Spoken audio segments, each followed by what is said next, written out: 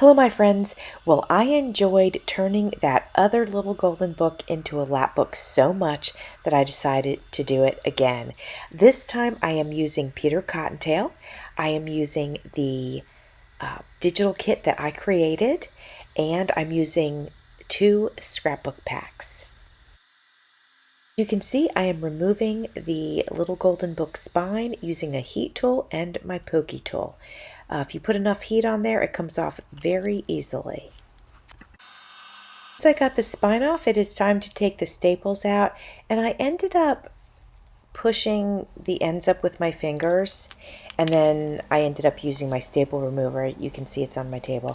I ended up using that. Actually, you know what? I'm thinking about it now, and I was trying to use that, but then I found it was a lot easier for me to just grab the covers and sort of gently pull everything apart.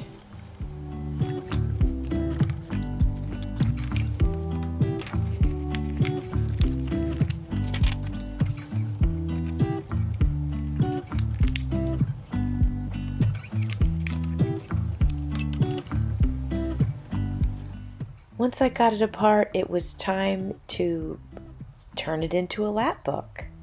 I went ahead and I tore some of the pages down to size because they would be too wide for the changes that I'm ultimately making to the book. Once I'm finished with that, I'm going to go ahead and ink up the edges.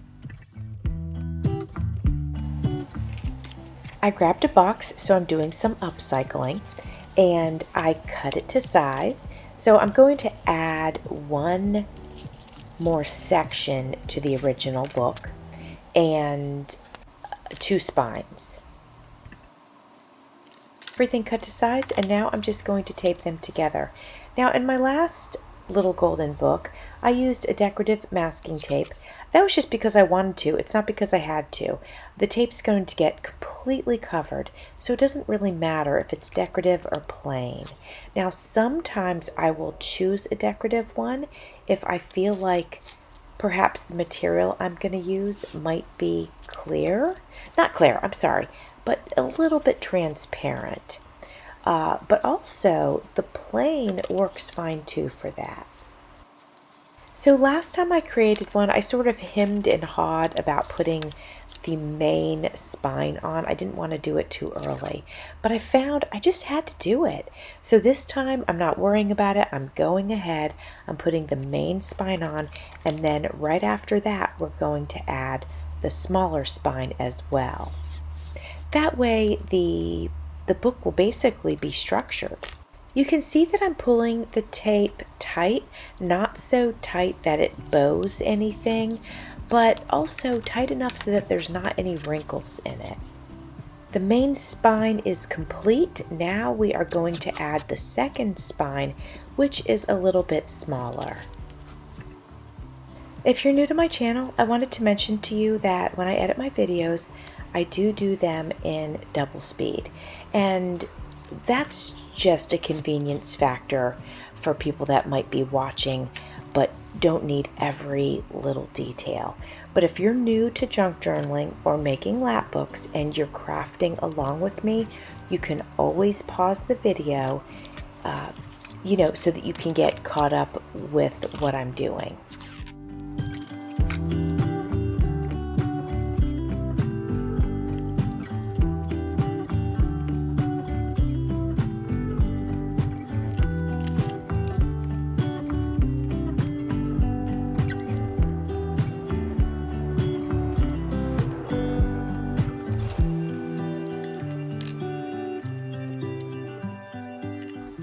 Now it's time to use some of the book pages to cover the cardboard. Now, you don't have to use your little golden book pages. Honestly, you can use anything you want to cover these spaces. I'm just choosing to use the little golden book pages. I'm not worried about keeping this story in order. I'm really just want to enjoy the images that are in the book. Obviously, there are 2 sides to the cardboard, so now I'm going to go ahead and do the other side. Now we're going to go ahead and cover the spines with some vintage cotton that I have. Measure the width of your spine. I mean, you don't have to measure it, you just eyeball it with your fabric.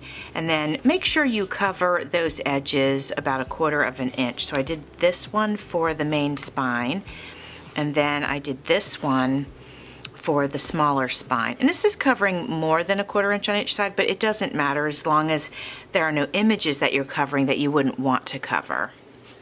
You can sew this into place, or you can glue it into place. My sewing machine recently broke. It got stuck in reverse. So I will be using glue for the foreseeable future until I can get down to the sewing repair shop with my sewing machine, which hopefully I can do that soon. Now this fabric, I think it wasn't truly long enough, but I want to use it. So I'm gonna see if I can make it work. Yeah, it is like, it's leaving a little exposed here. So let me see if I can find something that will coordinate that I can just put on the bottom.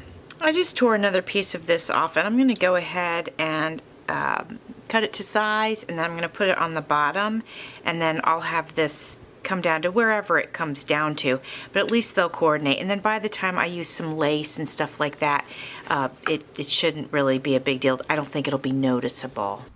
Friends, as I was working on putting the fabric on, I got interrupted, and so I did not record my putting the larger pieces on, but it's basically wrapped it around, covered the tape just like I did with these shorter ones.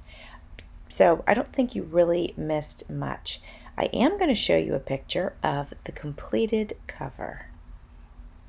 Here it is, my friends. I hope you like it. The next video on this journal is going to be the flip through. Thanks for watching. See you soon.